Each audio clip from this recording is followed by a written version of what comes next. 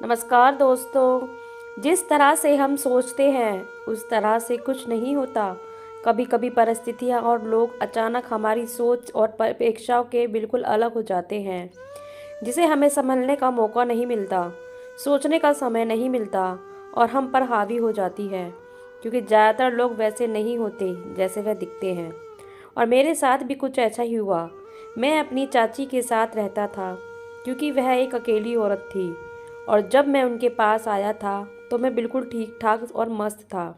मगर मेरी हमदर्दी ने मुझे वह दिन दिखाए कि मैं किसी काबिल नहीं रह गया था। चाची ने मेरे साथ जो कुछ किया वह मैं सोचकर भी कांप उठता हूँ। मैंने कभी सपने में भी नहीं सोचा था कि कोई इंसान इतना बेशर्म कैसे हो सकता है। मुझे चाची के पास रहते हुए कुछ ही समय हुआ था कि अचानक मेरी हालत तेज़ी से ख़राब होने लगी थी। और मैं पिछले कुछ दिनों से अपनी तबीयत बहुत ही ख़राब महसूस कर रहा था। मेरा सर भी बहुत ही भारी था। आज भी जैसे ही मैं सुबह उठा तो मुझे बहुत ही ज़्यादा कमज़ोरी महसूस हो रही थी। मेरे पैरों में तेज़ दर्द था और यह सब मेरी समझ से बाहर था। आखिर मेरे साथ यह हो क्या रहा है? वैसे तो मैं बिल्कुल ठीक था, मुझे कोई चोट भी न लगी थी। बस इतना पता था कि जब से चाची के पास रहने आया था तब से ही मुझे टांगों के दर्द की बीमारी शुरू हो गई थी। मैं हिम्मत करके उठा और हाथ मुंह धोकर बाहर आंगन में निकल आया। चाची घर की सफाई कर रही थी। मुझे देखकर मुस्कुराई और मेरे पास आकर माथा चूमा और बोली, उठ गया मेरा शहजादा। और फिर पास पड़ी सोफे के तरफ इशारा किया और बोली, यहाँ बैठो, मैं अभी तुम्हारे लिए नाश्ता लेकर आती हूँ। चाची का अंदाज और रवैया बिल्कुल मेरी माँ के जैसा था। वह मुझसे मेरी माँ की तरह ही प्यार करती थी। मैं उनके कहने पर पास पड़े सोफे पर बैठ गया और चाची नाश्ता बनाने चली गई। उनको मुस्कुराता देखकर मुझे भी सुकून हो गया था और भगवान का धन्यवाद किया कि अब मेरी चाची जिंदगी की तरफ लौट रही थी और मुस्कुराना और बोलना भी शुरू कर दिया था। और यह सब मेरी माँ की कुर्बानी की वजह से हुआ था। वह मेरे आने से पहले की तरह हो गई थी, वरना कुछ समय पहले होने वाले हादसे ने उनके चेहरे की हंसी ही छीन ली थी। ये कैसा हादसा जिसमें चाची के जीने की आस ही खत्म कर दी थी। चाची के जवान बेटे की मौत ने उन्हें अंदर तक हिलाकर रख दिया था। चाची के बेटे की मौत ने चाची को पागल सा कर दिया था। मेरा चचेरा भाई कुछ महीने पहले ही इस दुनिया से चला गया था। उसने ना तो कोई बीमारी थी और ना तकलीफ थी, मगर जाहिर सी बात है, मौत के लिए कोई समय तय नहीं है कि किस समय आ जाए। जिसका जब समय आता है वह भगवान के पास चला जाता है। लेकिन हम इंसानों के अंदर इतना सब्र कहाँ है, हम सब्र नहीं कर पाते और जाने वाले के पीछे रो रो कर खुद को हलाकन कर देते हैं। हम यह नहीं सोचते कि भगवान ने जो दिया है उसे भी ले सकता है। कितना भी शक्तिशाली इंसान क्यों ना हो, उसे भगवान के पास लौटकर जाना ही पड़ेगा। मेरी चाची भी अपने बेटे की मौत के गम में पागल हो गई थी और बुरी तरह चीख चीख कर अपने बेटे के लिए रोती थी। वह मेरी चाची का इकलौता बेटा था और चाची अपने बेटे पर जान छिड़कती थी। चाची की जिंदगी बेटे से शुरू होकर बेटे पर ही खत्म होती थी। मेरे चाचा की मौत तो बहुत पहले हो गई थी। मेरे चाचा अपने पीछे बहुत सारी दौलत छोड़ गए थे, इसलिए मेरी चाची को पैसे की कोई कमी नहीं थी। बस उनका एक ही बेटा था और उसे उन्होंने अपने दिल से लगा कर पाला था। जीने का सहारा उनका बेटा ही था। बहुत ही लाड़ प्यार से उसको पाल पोस कर बड़ा किया था। उसे जिंदगी का हर सुख दिया था। उसकी ऐसी कोई इच्छा ना थी जो चाची ने पूरी ना की हो। चाची का बेटा यानी मेरा भाई बहुत ही आराम से अपनी जिंदगी जी रहा था, मगर इसके बावजूद भी मेरे भाई के अंदर कोई घमंड नाम का शब्द नहीं था। वह बहुत ही हंसमुख और मिलनसार लड़का था। उसने अपने लाडलेपन और अमीर होने का भी कभी नाजायज फायदा नहीं उठाया था। और सच तो यह है कि उसकी मौत को हमें भी बहुत सदमा हुआ था। वह उन लोगों में से था जो मरते हैं तो सबकी जुबान पर सिर्फ अफसोस और तारीफ ही होती है। ऐसा नहीं था कि वह मरकर ही अपनी अहमियत जता गया था, बल्कि वह जिंदा था तब भी पूरा खानदान और जानने वाले उसकी बहुत तारीफ करते थे। जिस पर चाची का सर गर्व से ऊंचा हो जाता था। गर्व से सर ऊंचा उठाकर आखिर बेटा किसका है। और जब वह मरा तो सबको ही बहुत अफसोस हुआ था। तब मेरी मम्मी से चाची की पागलों जैसी हालत देखी नहीं गई और उन्होंने मुझे चाची को सौंप दिया था, ताकि चाची का दिल बहल जाएगा और चाची को थोड़ा सब्र आ जाएगा। इस तरह मैं अपनी पूरी तरह से चाची के साथ रहने लगा। चाची भी शुरू में तो मुझे घूरती रहती और मुझे साफ महसूस होता था जैसे वह मुझे मुश्किल से ही बर्दाश्त कर रही हैं, मगर फिर भी हर समय मुझे सामने देखकर वह धीरे धीरे संभलने लगी थी और अब मेरा बहुत ही ख्याल रखने लगी थी। मुझे अपने बेटे के सामान और कमरा भी दे दिया और खुद मेरे पास सोने लगी थी। मैं समझता था वह अपना बेटा खोने के बाद बहुत ज़्यादा डरने लगी है, इसलिए मेरे साथ सोती हैं। रात को मुझे अकेला कमरे में नहीं छोड़ती हैं। मैं भी चाची के इस ममता पर खुश हो गया था और उन्हें अपने कमरे में सोने देता था। लेकिन आधी रात को जब मेरी आँख खुलती तो चाची मुझे जागी हुई मिलती थी, मगर मुझे जगता हुआ देखकर वह मुस्कुराती रहती थी। कुछ दिन तो धीरे धीरे ऐसे ही गुजर गए। मेरी नींद तो अब बहुत ही गहरी होने लगी थी कि रात का सोता तो मैं सुबह को ही उठता था, और जब मैं सुबह उठता तो मेरी टांगें बेजान सी महसूस होती थी। शुरू शुरू में अपनी हालत को मैंने थकान में समझ लिया था। हालांकि मैं कोई बहुत भारी काम नहीं करता था, बस बाहर निकलकर दोस्तों के साथ घूम लेता था, और अब तो वह भी छोड़ दिया और सारा दिन घर पर ही पड़ा रहता। मगर मेरी हालत ठीक होने की बजाय वैसी की वैसी थी, बल्कि और भी ज़्यादा खराब रहने लगी थी। अब तो मेरा पूरा शरीर की दर्द ही करने लगा था। मैं परेशान रहने लगा। चाची को भी बताया, मगर उन्होंने यह कहकर टाल दिया कि थकान होगी, आराम कर लो। तंग आकर मैंने अपने घर वालों को बताया तो वह लोग मुझे डॉक्टर के पास लेकर गए। डॉक्टर ने मेरा चेकअप किया तो डॉक्टर ठीक पड़ा, क्योंकि चाची रोजाना मेरे साथ। मेरा नाम सूरज है, मेरी उम्र 18 साल है और मैं एक अच्छे खाते पीते घर में पैदा हुआ था। हम 5 भाई बहन थे। मेरे पिता का अपना कपड़ों का कारोबार था, जिसकी आमदनी से हमारी अच्छी गुजर बसर हो रही थी। मेरे पापा सिर्फ 2 ही भाई थे। चाचा के मुकाबले मेरे पापा का बिजनेस छोटा था और हम भाई बहन भी ज़्यादा थे, मगर पापा ने फिर भी हमें बहुत अच्छा खिलाया पिलाया और पढ़ाया लिखाया, जबकि मेरे चाचा एक ही इकलौता बेटा था। चाचा के मरने के कुछ ही समय पहले जन्म लिया था।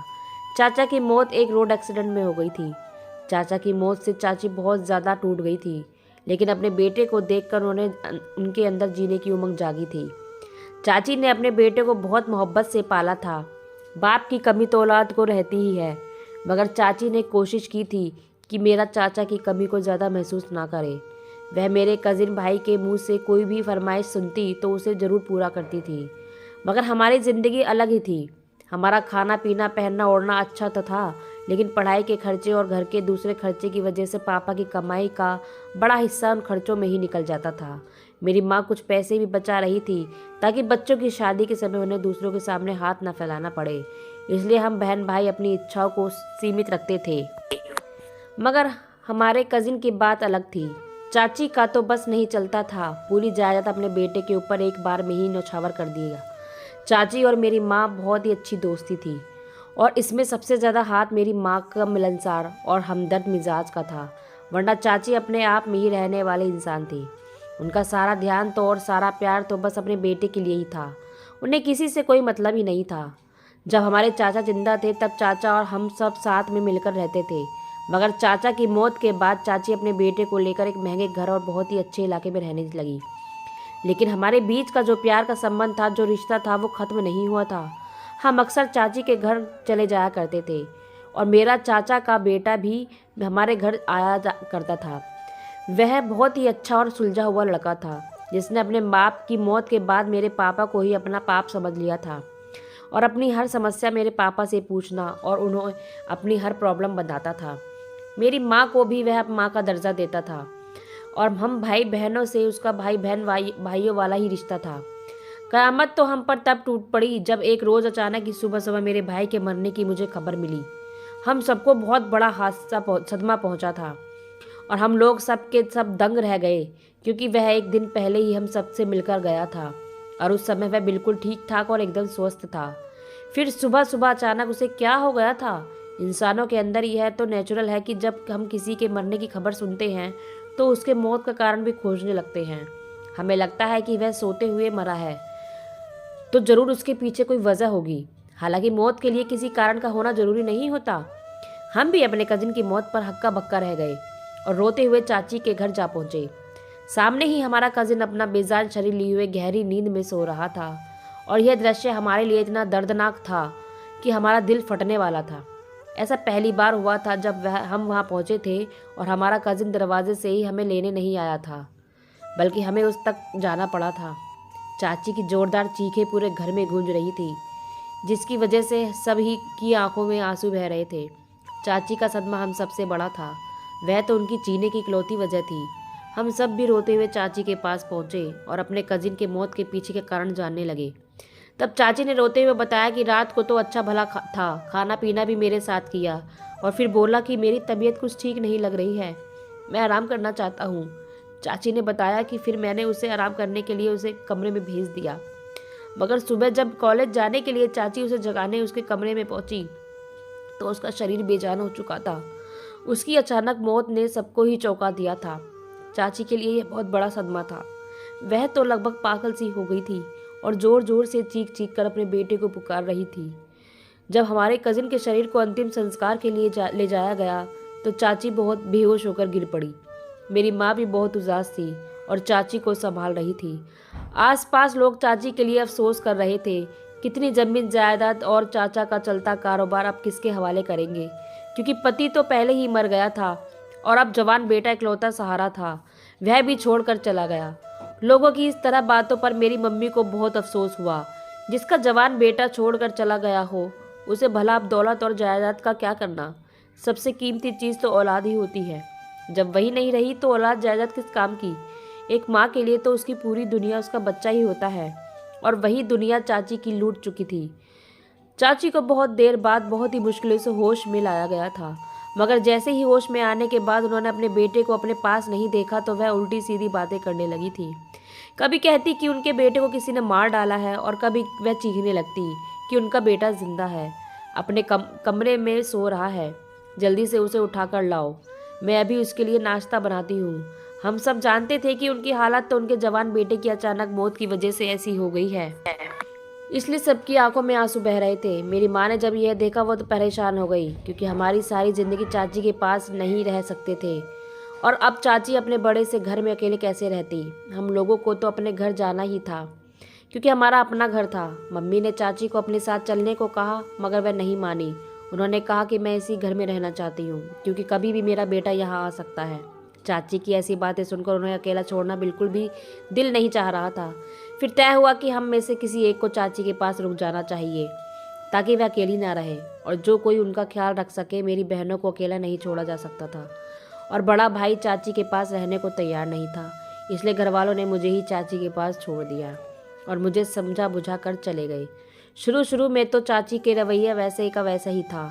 वह उठते बैठते पागलों जैसी हरकतें करती थी, कभी कभी चीखने लगती तो कभी कभी बड़बड़ाने लगती थी। मैं सामने होता तो मुझे बहुत ही बुरी तरह से घूरने लगती थी। ऐसा लगता कि जैसे वह मुझे अपनी कच्चा खा ले जाएंगी। अपने बेटे की जगह मेरा होना उन्हें शायद बिल्कुल गवारा नहीं था।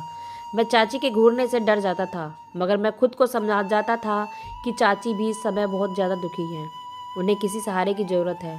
अगर मैं भी डर के पीछे हट गया और उन्हें अकेला छोड़कर चला गया तो चाची का फिर क्या होगा, वो किसके सहारे जिंदा रहेंगी। यही सोचकर मैं सब्र कर लेता था। मुझे उनकी परवाह भी थी। मैं चाहता था कि किसी तरह चाची नॉर्मल हो जाए, उनकी तबीयत पहले की तरह ठीक हो जाएगी तो फिर मैं अपने घर चला जाऊंगा। इसलिए मैं चाची की हर बुरे रवैये को सह रहा था और मैं उन्हें हर तरह से मनाने की कोशिश करता रहा। तो चाची भी अब कुछ बदलने लगी थी। अब वो खा जाने वाली नज़रों से नहीं देखती थी, बल्कि वह मुझे आंखों में चमक लिए देखती थी। ऐसा लगता कि जैसे वह मुझे देखकर कितना खुश हो जाती है। एक दिन वह मुझे पकड़कर अपने बेटे के कमरे में ले गई और उसका सारा कीमती सामान उठाकर मुझे देने लगी। चाची के अंदर आए इतने बड़े बदलाव पर मैं हैरान था, मगर मैं खुश भी था कि चलो मैंने चाची को दुख के दरिये से निकाल लिया है। धीरे धीरे चाची नॉर्मल हो रही थी, जिंदगी की तरफ लौट रही थी, और मेरा यह सोचना बिल्कुल सही निकला था। चाची बहुत ज़्यादा संभलने लगी थी। मेरे लिए अपने हाथों से खाना बनाती और मुझे अपने पास बिठाकर मुझे खाना खिलाती। ज़्यादातर समय मेरे आसपास ही रहती, बहाने बहाने से मेरे सारे काम करती। मैं भी चाची के इस रवैये पर बहुत खुश था कि चलो धीरे धीरे चाची अब ठीक हो रही हैं। लेकिन अभी अगर मैं रातों को जगता तो चाची मुझे जगती मिलती। मुझे चाची की अभी चिंता रहती थी। मुझे लगता कि शायद अब भी वह अपने बेटे को भूल नहीं पाई हैं और उसकी याद में रात को जागती रहती है। लेकिन चाची मेरे कमरे में मेरे पास ही सोती थी। कुछ दिन बाद मेरी नींद बहुत ही ज़्यादा गहरी होती चली गई कि मैं रात को सोता तो सुबह को मेरी आंखें खुलती थी। वह भी चाची के जगाने पर ही उठता था। मैंने इस बात पर ज़्यादा ध्यान नहीं दिया, क्योंकि मुझे यही लगता था कि दिन भर की थकान की वजह से शायद रात को मेरी गहरी नींद सो जाता हूँ। लेकिन इतनी लंबी नींद लेने के बाद भी मेरी सेहत अचानक धीरे धीरे गिरने लगी थी। मैं थका थका सा रहने लगा और सुबह उठता तो मेरी टांगें बेजान सी होती थी। मैं इसे अपनी थकान समझ लेता था और अपनी हालत को इग्नोर कर देता था। अपनी तरफ से पूरा आराम करने की कोशिश करता, मगर मुझे कोई फायदा नहीं हो रहा था। अब तो धीरे धीरे मेरे चेहरे की चमक भी खत्म होने लगी थी। आंखों के नीचे काले घेरे पड़ने लगे थे। शरीर दिन ब दिन कमजोर होता जा रहा था। हालांकि मेरी चाची मुझे अच्छा खाना दे रही थी। सोने से पहले एक गिलास दूध भी देती। सुबह दूध, ब्रेड, मक्खन, पता नहीं नाश्ते की टेबल पर क्या क्या मौजूद रहता था। सच कहूँ तो मेरी जिंदगी अपनी चाची के घर में अपने घर से ज़्यादा ऐश के साथ गुजर रही थी। मगर फिर भी मैं कमज़ोर होता जा रहा था और यह बात मुझे बिल्कुल भी समझ नहीं आ रही थी। मैंने एक दिन अपनी यह परेशानी अपनी चाची को बताया तो कि मुझे कुछ अजीब सा महसूस हो रहा है, कमजोरी भी बहुत ज़्यादा महसूस हो रही है। मेरी बात पर चाची ने गौर से मुझे देखा और मुन्ना में सर हिलाते हुए बोली कि ऐसा कुछ और नहीं है, सिर्फ तुम्हारा वहम है। तुम दोस्तों के पास चले जाते हो तो खेलने कूदने में थकान हो जाती होगी। आराम करो, ठीक हो जाओगे। मैं चाची की बात सुनकर चुप हो गया था, मगर मैं कोई बच्चा नहीं था जो मैं अपनी हालत को ऐसे इग्नोर कर देता। नया नया जवान हो रहा था। खेलने कूदने से मुझे इतनी कमजोरी नहीं होनी चाहिए थी। लेकिन मैंने चाची से ज़्यादा बहस नहीं की और अपने कमरे में आराम करने चला गया। अब तो मैंने अपने दोस्तों के साथ बाहर जाना भी छोड़ दिया था। बाहर से थोड़ा बहुत सामान चाची के लिए ले आता। अब मुझे शर्मिंदगी महसूस होने लगी थी कि मैं चाची का ख्याल रखने की बजाय उन पर बोझ बनता जा रहा हूँ। मैं खुद सारी जिम्मेदारी लेना चाहता था, मगर मैं अब बिल्कुल भी कमज़ोर हो चुका था। घर में चलना भी मुश्किल हो रहा था। कॉलेज जाना तो दूर की बात, कभी कभी जब कॉलेज चला जाता तो मेरे दोस्त मुझे हैरत से देखते और कहते, कितने कमज़ोर क्यों होते जा रहे हो। अब तो मेरी टीचर ने भी महसूस कर लिया था और मुझे सलाह दी कि किसी डॉक्टर को दिखाओ। लेकिन मैं करता तो क्या करता, चाची ने तो मेरी बात मानने से ही इनकार कर दिया था। और फिर एक दिन मजबूर होकर मैं अपने घर चला गया और उन्हें अपनी समस्या बताई। मेरी हालत देखते ही मेरे घर वाले बहुत ज़्यादा घबरा गए थे। मेरे पापा मुझे उसी डॉक्टर के पास ले गए। डॉक्टर ने मेरी हालत देखी तो वह भी मुझे देखकर चौंक गया। उसने मेरा चेकअप किया तो वह भी हैरान हो गया। वह मुझसे तरह तरह के सवाल करने लगा कि मैं कहाँ रहता हूँ, मेरे साथ कौन कौन है। पापा और मैं ऐसे सवाल पर हैरान थे। मैंने डॉक्टर को बताया कि मैं अपनी चाची के साथ रहता हूँ और घर में सिर्फ मेरी चाची के अलावा और कोई नहीं होता। डॉक्टर ने यह सुनकर हैरत का इजहार किया और मेरे हालत की वजह से मेरे पापा को बताई तो मुझे और पापा को तेज झटका लगा। पापा का चेहरा गुस्से से लाल हो गया था और मैं बैठा कर रह गया था। हम दोनों पापा बेटे सर झुकाए घर पहुंचे तो घर वाले हमारा इंतजार कर रहे थे। जैसे ही हम घर में दाखिल हुए, मेरी माँ मेरे पास आई और पूछा कि डॉक्टर ने क्या कहा। पापा शायद गुस्से में थे। वे गुस्से में बोले कि वो औरत दिमागी मरीज है और बहुत बेशर्म है। पापा तो यह भी बोल गए थे कि चाची ने अपना बेटा खुद मारा होगा। मेरी माँ हैरान रह गई थी। पापा को समझाने की कोशिश करने लगी कि वह भला ऐसा क्यों करेगी, अपने बेटे की जान क्यों लेगी, वह तो उससे कितना प्यार करती थी। माँ की बात पर पापा भड़क उठे और उल्टा मेरी माँ से ही लड़ने लगे कि औलाद हमारे कोई फालतू नहीं है जो तुम उस औरत का दिल बहलाने के लिए मेरा बेटा उसे दे आई। तुम्हें अंदाज़ा भी है कि वह हमारे बेटे के साथ क्या कर रही थी। पापा की बात सुनकर मम्मी भी चौंक गई थी। मुझे देखा तो मैं अपना सिर झुकाए बैठा था। मुझे देखकर हो रहा था कि मैं उस औरत को अपनी माँ समझता रहा और वह मेरे साथ क्या कर रही थी। मेरे कानों में तो अब डॉक्टर की बात गूंज रही थी। डॉक्टर ने पापा को बताया कि मुझे स्लो पॉइजन दिया जा रहा है, जिसकी वजह से मेरी यह हालत हो गई थी और मैं धीरे धीरे मौत के मुंह में जा रहा था। तब मुझे पता चला कि मैं क्यों अब रातों को गहरी नींद सोने लगा था और चाची मुझे क्यों रोजाना सोने से पहले गिलास दूध देना कभी नहीं भूलती थी। पापा ने मेरी मम्मी को बताया तो वह सदमे से एक तरफ को बैठ गई थी। अगर मैं घर में आकर किसी को ना बताता तो यकीनन एक दिन खामोशी से इस दुनिया से चला जाता और मेरे माँ बाप को मेरे मरने की वजह भी पता नहीं चल पाती।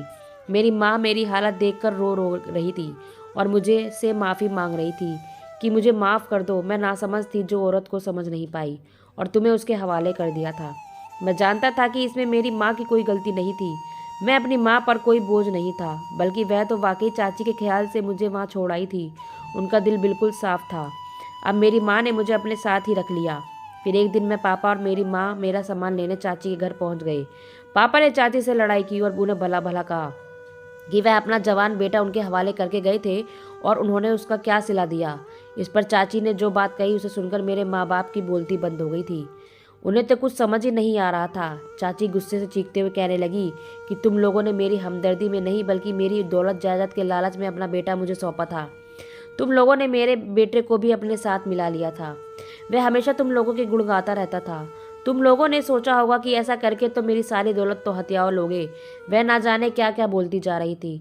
तब हमें पता चला चाची के दिल में हमारे लिए कितनी नफरत भरी हुई थी।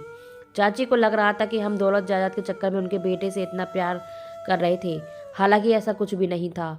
फिर मेरी चाची मेरी माँ से चीखते हुए बोली कि मेरे बेटे पर डोरे डाल रखे थे तुम लोगों ने। अपनी बहन बेटी की शादी मेरे बेटे से करवाना चाहती थी, जिससे कि मेरे बेटे को मुझसे छीन सको और सारी दौलत हथिया सको। उस दिन भी मेरा बेटा मेरे पास यही कहने आया था कि माँ, ताई जी की बहन की बेटी से शादी करना चाहता हूँ, मैं उसे पसंद करता हूँ। और मैं फ़ौरन समझ गई थी यह सब पट्टी तुम्हारी पढ़ाई हुई है। मैंने फ़ौरन मना कर दिया था। मैंने अपने बेटे की सारी इच्छा पूरी की थी, लेकिन मैं उसकी यह इच्छा हरगिज़ पूरी नहीं कर सकती थी। मेरा बेटा मेरी बहुत इज्जत करता था, मेरी सारी बातें मानता था। जब मैंने उसे इस शादी के लिए मना किया तो वह मेरी बातें फ़ौरन मान गया था, लेकिन वह बिल्कुल खामोश हो गया था और उस रात अपने कमरे में चला गया था। लेकिन सुबह अपने कमरे में बेजान शरीर के साथ मिला था। मेरे बेटे की यह मौत हादसा नहीं थी, बल्कि मुझे विश्वास है कि तुम लोगों ने ही मेरे बेटे के साथ कुछ गलत किया था। चाची की घटिया सोच पर हम लोग कांप रहे थे। मेरी माँ ने जब मुझे चाची के हवाले किया था कि आज से यह तुम्हारा बेटा है, तो चाची को और भी ज़्यादा विश्वास हो गया था कि हम सच में उनकी दौलत हथियाना चाहते हैं, तभी उनके घर में अपना बेटा दे रहे हैं। वह पहले तो खामोश रही, मगर फिर सोचा कि अगर हम लोग उनका बेटा छीन सकते हैं तो वह भी हमारे घर का जवान बेटा उनसे छीन सकते हैं। और फिर इसलिए उन्होंने मेरे साथ वो घटिया हरकत की थी। पापा ने गुस्से से कहा कि हमें तुम्हारी दौलत का कोई लालच नहीं है। जो मरा वह सिर्फ तुम्हारा बेटा नहीं, बल्कि मेरा भी भाई का आखिरी निशानी थी। पापा ने कहा कि हम ऐसी दौलत पर लानत भेजते हैं, इसके लिए किसी मासूम की जान देनी पड़े। पापा और मम्मी सारा सामान लेकर घर लौट आए और चाची को अकेला छोड़ आए थे। पूरा घर मेरे आस पास जमा रहता और मेरा ख्याल रख रहा था। सबको मेरी मौत का डर था। सब मेरा ध्यान रख रहे थे और डॉक्टर कहे अनुसार मुझे टाइम पर दवाइयाँ दे रहे थे। अब मैं धीरे धीरे ठीक होने लगा था, लेकिन मुझे कभी अपनी चाची का ख्याल आता था। मुझे उनका वह छुप छुप कर रोना याद आता था कि कैसे वह अपने बेटे के गम में छुप छुप कर रोया करती थी। मैं तो उन्हें अपनी माँ समझने लगा था और उनके साथ रहने से मुझे उनसे मोहब्बत हो गई थी। मैं उन्हें अपनी माँ समझने लगा था। मैं जैसे ही ठीक हुआ चाची के पास फिर पहुँच गया। चाची मुझे देखकर नज़रें चुराने लगी थी। वह बहुत ही कमज़ोर और बीमार लग रही थी। मैंने उनके हाथ थामकर उन्हें अपने साथ चलने को कहा। मैंने चाची से कहा कि आप अपने सारे दौलत जायदाद को गरीबों में बांट दें और गरीबों के लिए एक बड़ा सा हॉस्पिटल बनवा दें, जिसमें गरीबों को मुफ्त इलाज किया जाएगा। हो सकता है ऐसा करने से आपके बेटे की आत्मा को शांति मिलेगी और आपके दिल को भी चैन मिलेगा। मुझे आपके दौलत ज़्यादा आपका कोई लालच नहीं है। मेरी बात सुनकर चाची रो पड़ी थी और मुझसे माफ़ी मांगने लगी। उन्हें अपने किए पर पछतावा होने लगा। मैंने माँ समझकर अपनी चाची को माफ़ कर दिया। उन्होंने अपनी जायदाद का आधा हिस्सा मुझे देने को कहा, लेकिन मैंने मना कर दिया। फिर चाची ने अपनी सारी दौलत जायदाद आज गरीबों में बांट दी। अपने बेटे के नाम से एक हॉस्पिटल बनवाया और उसमें गरीबों का मुफ्त में इलाज होने लगा। अब चाची हमारे साथ ही रहती हैं। उनके चेहरे पर सच्ची खुशी दिखाई देती है, जिसे देखकर मेरे दिल को बहुत सुकून मिलता है। मेरे घर वालों ने भी चाची को माफ़ कर दिया था और हम सब लोग मिलकर रहते हैं। दोस्तों, वीडियो कैसा लगा कमेंट करके ज़रूर बताना। वीडियो को लाइक और चैनल को सब्सक्राइब कर देना। धन्यवाद।